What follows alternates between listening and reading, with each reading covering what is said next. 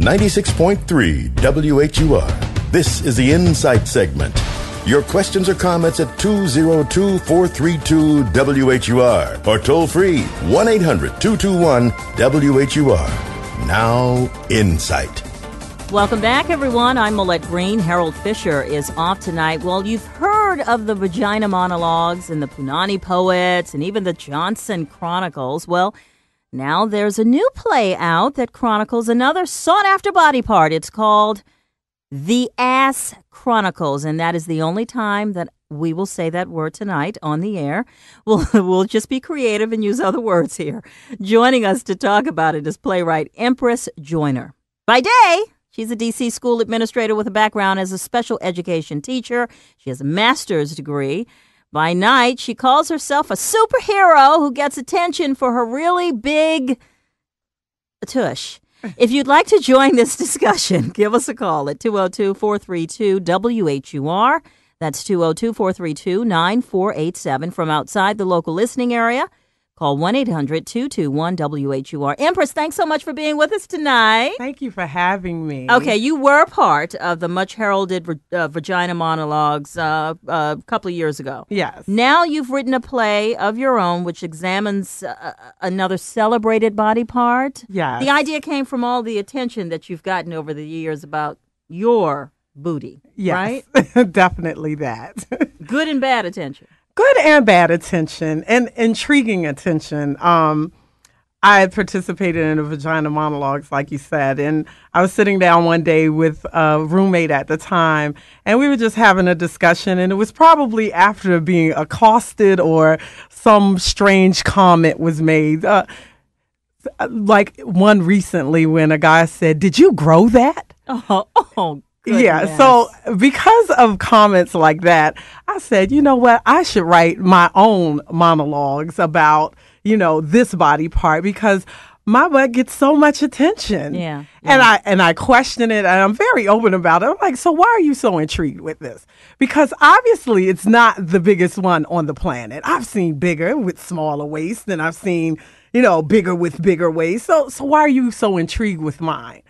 So what you're going to do is this Sunday you're previewing your play about this issue, and yes. and you examine this issue thoroughly and share some experiences.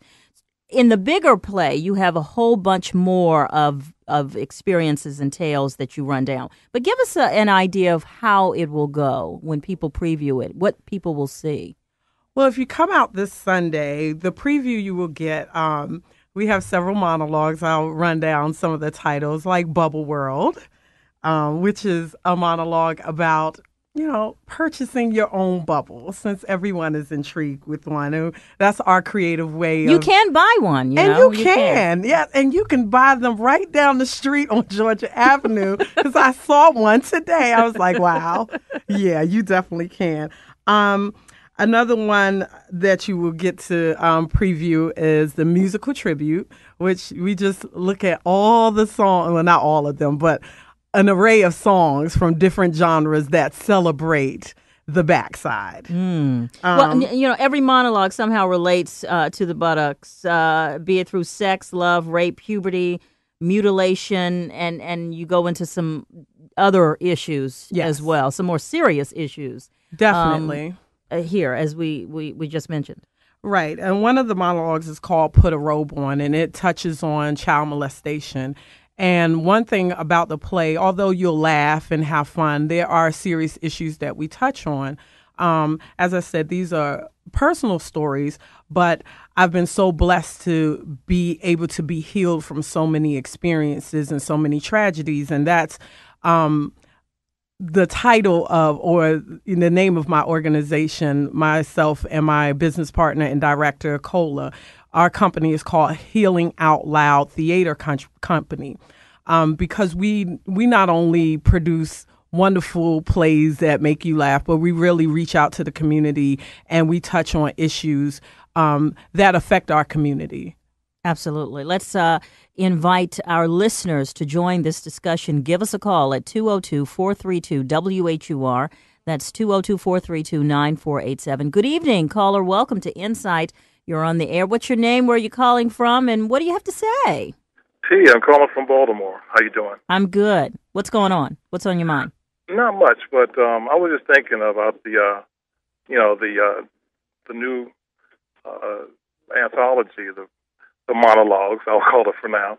But as a father of a grown daughter, one of the things that I've found out since I moved back to the United States is it seems to be like women have this preoccupation with meeting these impossible standards, that men set up for them.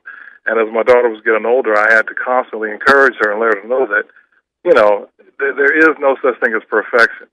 As a man, of course, I understand, especially in our culture, some people are totally obsessed with certain body parts, and that's all well and good, but hopefully this will, at least some of these anthologies will encourage women to love themselves for themselves, Thank you so much for that point of view. Empress, would you? Yes, definitely. Although I may be the object of affection in our community for having, a bodacious bottom, and that seems to be being portrayed, I really touch on that. The paradigm shifts. One day we're into working out and not having one, and then the next day it becomes popular. And I really touch on, you have to love yourself no matter what your shape and your size is, because your behind does not dictate who you are. You are phenomenal no matter what size or shape you are. And I do so many other things and really tap into and working with especially young girls on body image. I also teach belly dance, and I teach belly dance to even teenagers and even preteens and younger girls to really give them a body awareness and to appreciate their body no matter what size they are. They look at me and they're like, "You're a bigger woman," and then they take my class and they're like, "Whew, I know you can have so much energy, so don't let the fat fool you, honey. We're going to work. We're going to work." In the Chronicles play, what do you want to leave audiences with? How do you want them to perceive what you have displayed on stage? What I want them to perceive is that women can be powerful and effective no matter what their behinds go through. And whether it's a big behind or a small behind, we have stories. And they need to be heard. And that's a part of our healing. When we tell our stories and we get them out, we heal. That's why we heal out loud. And when you see that someone else has gone through some of the things that you have gone through, you're able to help the next person. I can identify with that person, or that person can identify with me. And you start that healing process by getting it out. Do you think that you have been held back in your career or advanced or been given an advantage in your career because of your physical feature? Is it an asset or a liability? It's both. It's definitely both. I also do music, and in the music industry, I'm so sorry. In the music industry, it is always said that you have to look a certain way and you have to have a certain body type.